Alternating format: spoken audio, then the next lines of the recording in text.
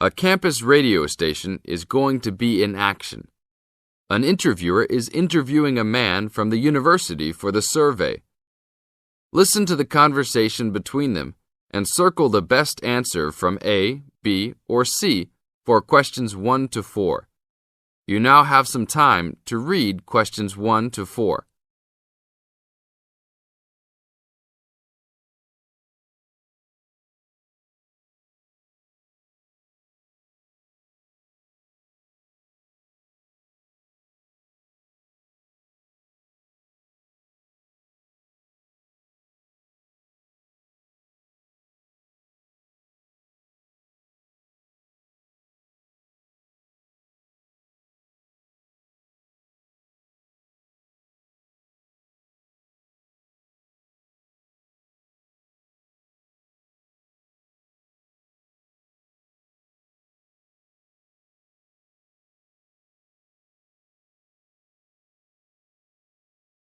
Now, we shall begin. You should answer the questions as you listen, because you will never hear the recording for the second time. Listen carefully and answer questions 1 to 4. Excuse me, I'm conducting a campus survey. Would you have time to answer a few questions? What's it all about? We're doing some market research for a new campus radio station starting in the next few months. That's okay. Sounds good. Great. I'll just work through this form with you. And if we could start with some personal background information? Sure. Right. If I could have your age, please. 26. Okay, good. And are you a student, teacher, or in another job? Well, I'm a tutor, but I'm also a postgraduate student, so I don't know what you might call me. What do you think? Okay, well, I'm more of a teacher, really. Fine. And would you mind if I asked about your salary, or I could leave it blank? No, that's okay. It's $20,000 a year. Thanks. Right. Now about your current listening habits. What would you say is your main reason for listening to radio? Well, I'm usually busy during the day at work, so I usually only listen to the radio at night. It helps me relax and unwind, even if I'm studying. Good. And how many hours a day on average do you listen to the radio? Well, not a lot really. I'd say just over an hour all told. Now you have some time to read questions 5 to 10.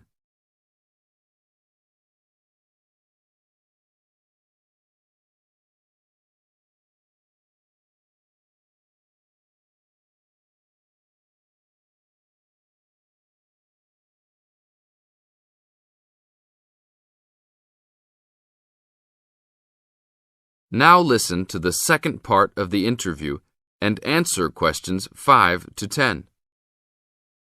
So, what are the 2 main times of the day that you listen to the radio? Well, for a little while around breakfast time, and then it tends to be later, after dinner, when I've finished any serious work I need to do. And what sort of radio programs do you like? I like the news, but I also like classical music. It helps me to relax. Fine. And turning to the new campus station, which type of programs would you prefer? I think the existing radio stations cater for my need for news. So I'd like to see programs about local information, providing a service to the campus community. And in the same vein, perhaps more for academic viewers, some lectures or relevant programs. I see. And if you had to give the new director some specific advice when they set up the station, what would you tell them? I think I'd advise them to be careful about the quality of the broadcasts. The sound system. There are a lot of radio stations and people can change their loyalty quickly if it doesn't meet their needs. I think they should do more of these kinds of interview too, talking with existing and potential customers. Oh, I'm pleased you think it's useful. Certainly, yeah. Good. Now, this station will not be fully funded by the university. So how often do you think it is tolerable to have adverts?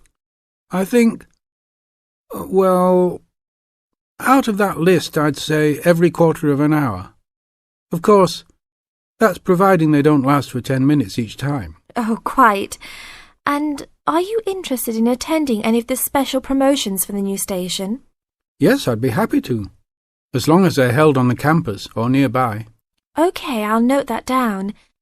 And finally, may we put you on our mailing list? Well, I'd prefer not, except for the information about the promotions you just mentioned. OK. Can I have your name and address? Of course. I have a card I can give you. Oh, great. And thanks a lot for your time, and we look forward to seeing you. Yeah, sure. Thanks. That is the end of part 1. You now have half a minute to check your answers.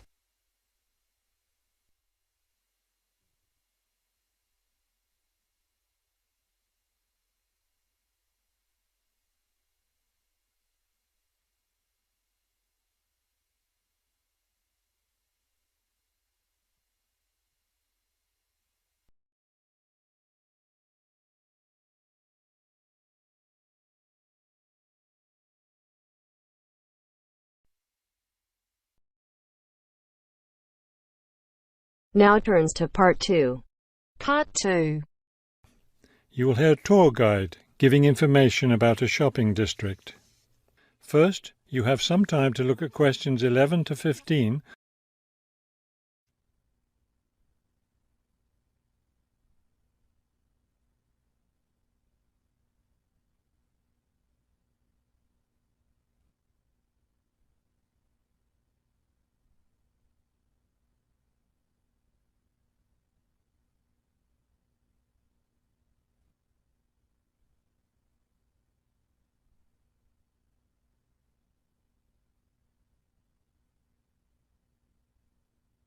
As you listen to the first part of the talk, answer questions 11 to 15. This afternoon, we'll visit the city's shopping district. Several blocks in the area are closed to car traffic, and I know you'll enjoy walking around there. I'd like to give you an overview of the district now, since you'll be on your own once we get there. You'll see on this map here that the shopping district consists of 2 streets, Pear Street, which runs north and south, and Cherry Street, which crosses Pear Street right here. Let's start our tour here on Pear Street, where the star is. This star marks the Harbor View bookstore. It's very popular among locals as well as tourists. You can buy a range of books of local interest, as well as a variety of magazines and newspapers. It's directly across the street from the city library, which is also worth a visit. It's in one of the oldest buildings in the city and contains, among other things, an interesting collection of rare books. Now, moving up Pear from the bookstore toward Cherry, the next building on the left is the Pear Cafe. You'll notice it's right on the corner of Pear and Cherry Streets. It's a great place to relax while enjoying a delicious cup of coffee or tea. You can talk with friends or read quietly. They have a variety of books and magazines available. From the windows of the cafe, you can look right across Cherry Street for a lovely view of city gardens. It's a rather small garden, but it contains a variety of exotic plants and flowers. Let's leave the cafe and cross Pear Street. On the opposite corner, we're at Caldwell's clothing store, which you might also want to visit. They sell both men's and women's fashions from countries around the world. Continuing down Cherry Street, the next building on the right after Caldwell's is the souvenir shop. Stop in here to get maps and books about the local area, as well as T-shirts and postcards with pictures of the city. Now, we cross Cherry Street and we're at the Art Gallery, one building down from the corner. Here you can see, and of course purchase, many fine paintings and sculptures by local artists. Let's keep going down Cherry Street toward the harbor. On the left, right after the gallery, is Harbor Park. It's a lovely place, and it's certainly worth spending some time there. Before you hear the rest of the talk, you have some time to look at questions 16 to 20.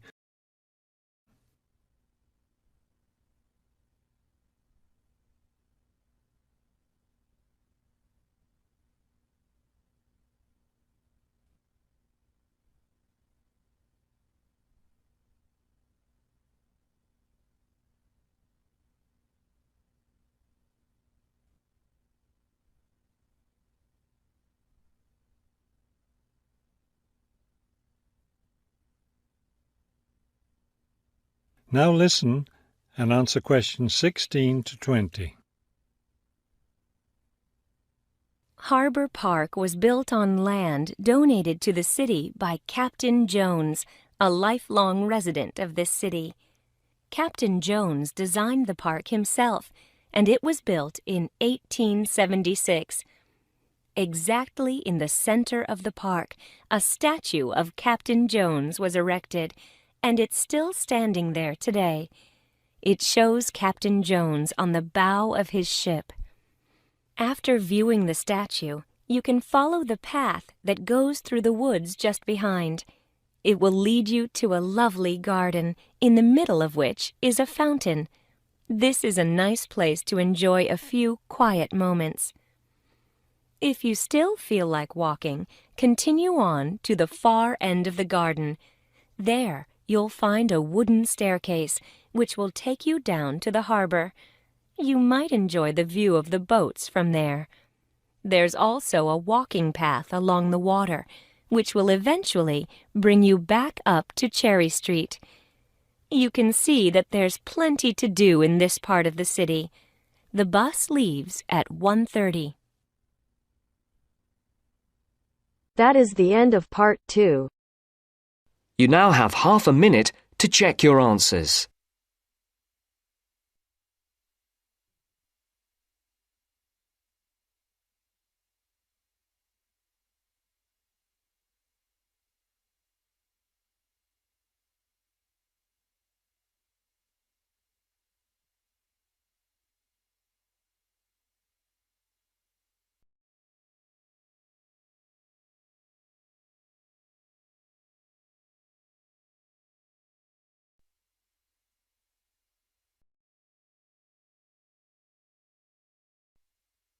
Now turns to part 3. Part 3. I have with me today Matthew East, a registered osteopath and a supporter of alternative techniques in healthcare. Matthew, can you tell us more about osteopathy? First, you have some time to look at questions 21 to 26.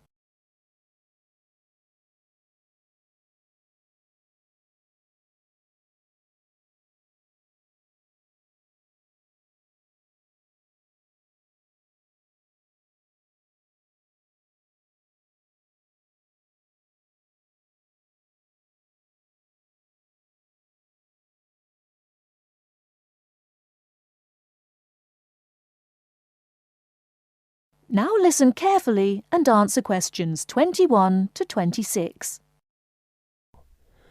Over the past 50 years, there have been some radical changes in medicine as it is known in the West. This is largely the result of vast improvements in technology, but also in the rising importance of alternative treatments.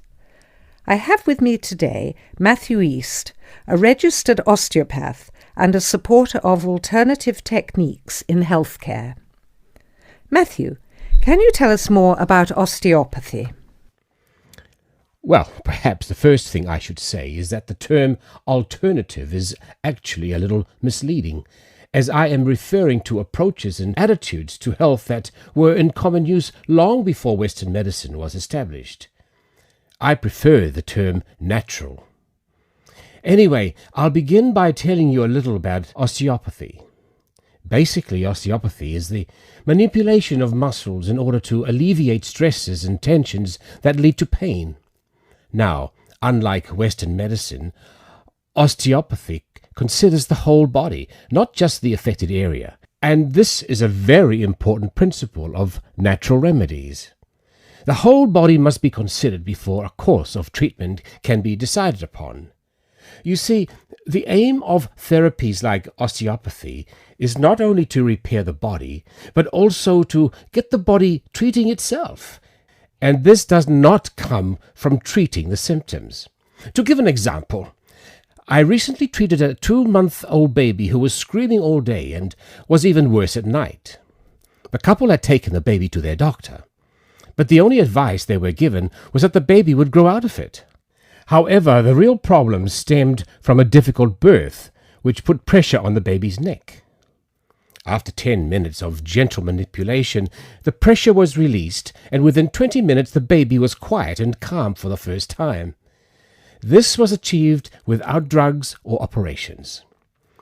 Avoiding such invasive methods of treatment highlights another of the differences between Western medicine and a more natural approach. You see, Western medicine often uses surgery in order to find a solution to problems that could have been addressed with simple remedies. A medical approach that looks closely at how essential an operation is before it is performed would offer patients a considerably less stressful method of treatment, not to mention the financial savings. Natural remedies actually amount to about 10% of the cost of a Western course of treatment. Before you hear the rest of the talk, you have some time to look at questions 27 to 30.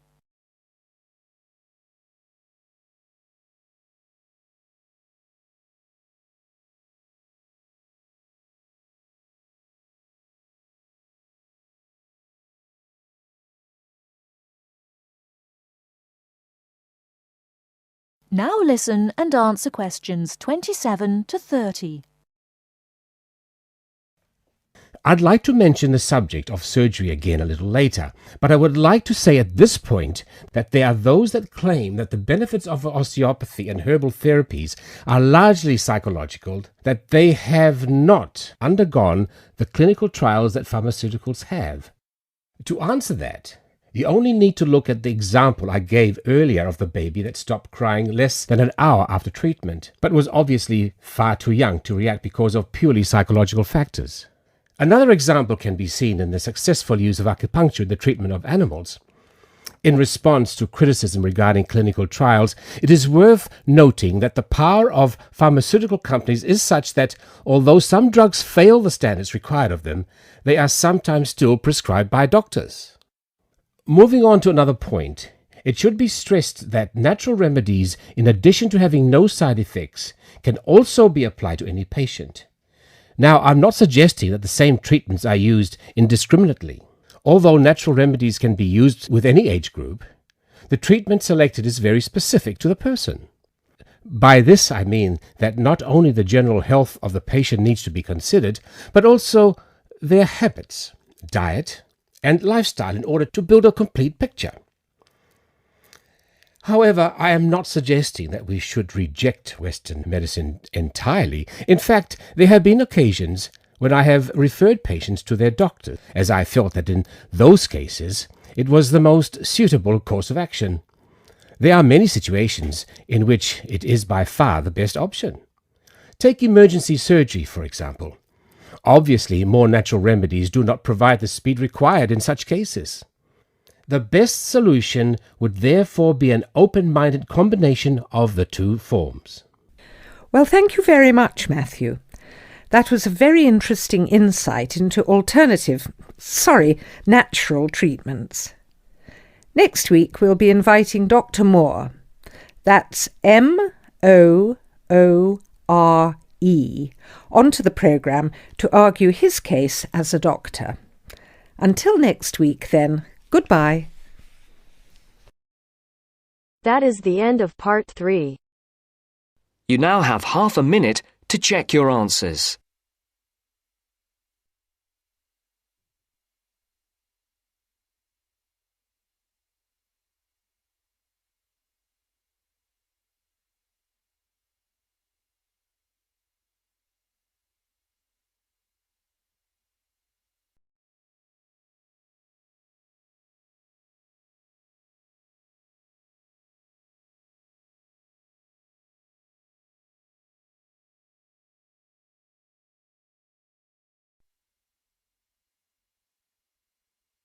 Now turns to Part 4. Part 4. You're going to hear a lecture on some useful information for your travelling around Britain. Listen to the first part of the lecture and complete the notes below. First, you have some time to look at questions 31 to 40.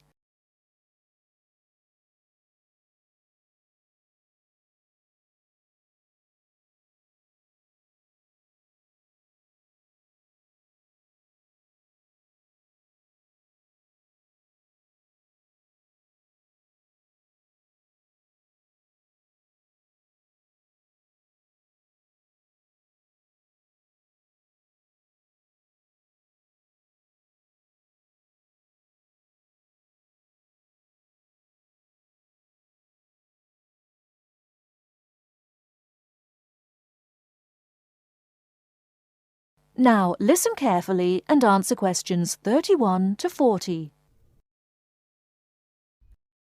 Good afternoon and welcome to the session on Britain. This afternoon I would like to provide some useful information for you about travelling around Britain. Britain has over 700 tourist information centres. You will find them at major ports, airports, stations, historic landmarks and towns and holiday centres. So just look out for this sign that says Tourist Information. The staff will be able to answer your holiday queries as well as provide essential maps, guides and brochures.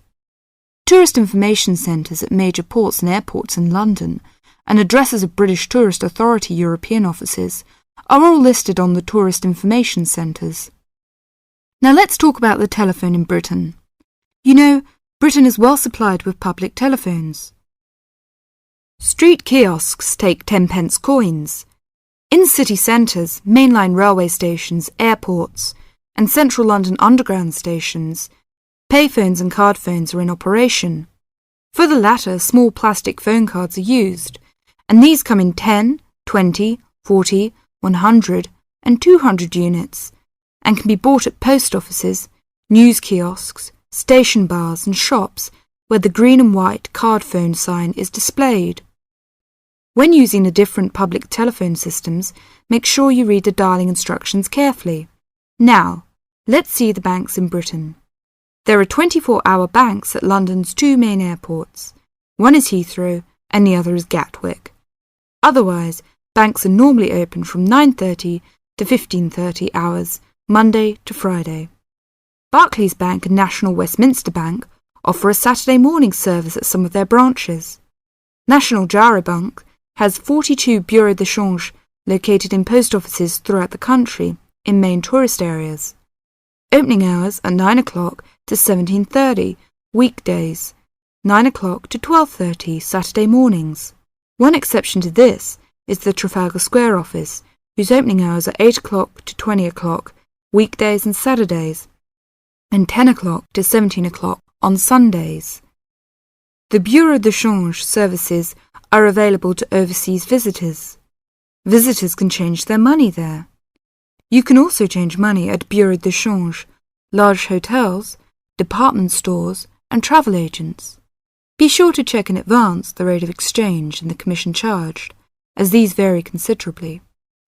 Wherever possible, you are advised to use a bank or bureau de change, which conforms to the BTA Code of Conduct. In most cases, this is indicated by display of the code.